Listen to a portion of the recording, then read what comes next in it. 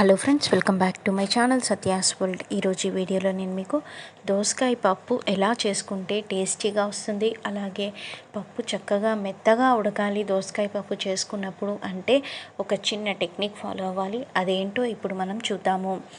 ముందుగా మనము కుక్కర్లో ఫస్ట్ తిరగమాత వేసుకున్నాను. నేను ఆవాలు, జీలకర్ర, మినపప్పు, ఇంగువ అలాగే కరివేపాకు వేసుకొని నూనెలో ఇట్లా నేను తాలింపు పెట్టుకున్నాను. ఇలా తిరగమాత పెట్టుకున్న తర్వాత ఇందులో ముందుగానే కట్ చేసి పెట్టుకున్న దోసకాయ ముక్కలు అలాగే పచ్చిమిరపకాయ ముక్కలు వేసుకోవాలి. పచ్చిమిరపకాయ ముక్కలు వేసుకోవాలి. పచ్చిమిరపకాయలు మీరు తినే కారాన్ని బట్టి వేసుకోవచ్చు. సో ఇప్పుడు ఒకసారి బాగా మిక్స్ చేసుకొని ఇందులో ఒక హాఫ్ గ్లాస్ వాటర్ వేసుకొని ఒక 1 విజిల్ వచ్చే వరకు మనం కుక్కర్ మూత పెట్టేసేసి కుక్ చేసుకుందాము. నేనైతే ముందరగానే ఇక్కడ తిరగమాత పెట్టుకున్నానండి. మీరు వద్దనుకుంటే పప్పు మొత్తం అయిపోయిన తర్వాత కూడా పెట్టుకోవచ్చు. ఇక్కడ నేను అల్యూమినియం కుక్కర్స్ యూస్ చేయట్లేదు, హెల్త్కి మంచిది కాదని చెప్పేసి ఇలా స్టీల్ కుక్కర్స్ తీసుకున్నాను. సో ఇప్పుడు మనం ఒక్క విజిల్ వచ్చే వరకు దోసకాయ ముక్కల్ని కుక్ చేసుకుందాము.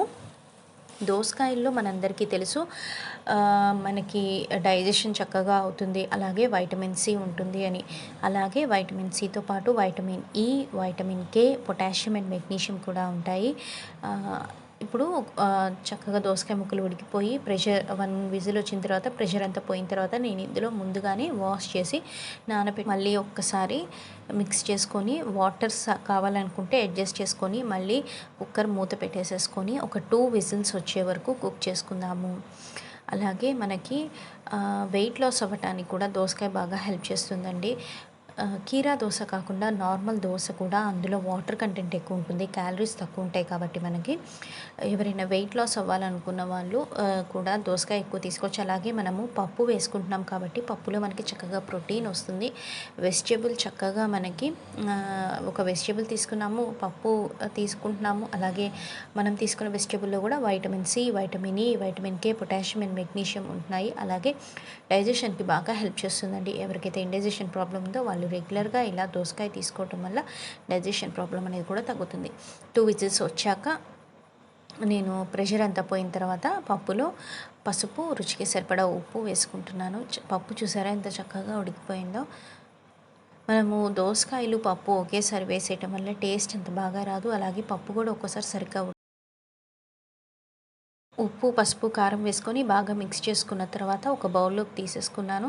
తర్వాత ఇందులో నేను కొత్తిమీర వేసుకొని సర్వ్ చేసేసుకుంటున్నానండి. అంటే చాలా టేస్టీగా ఉంటుంది.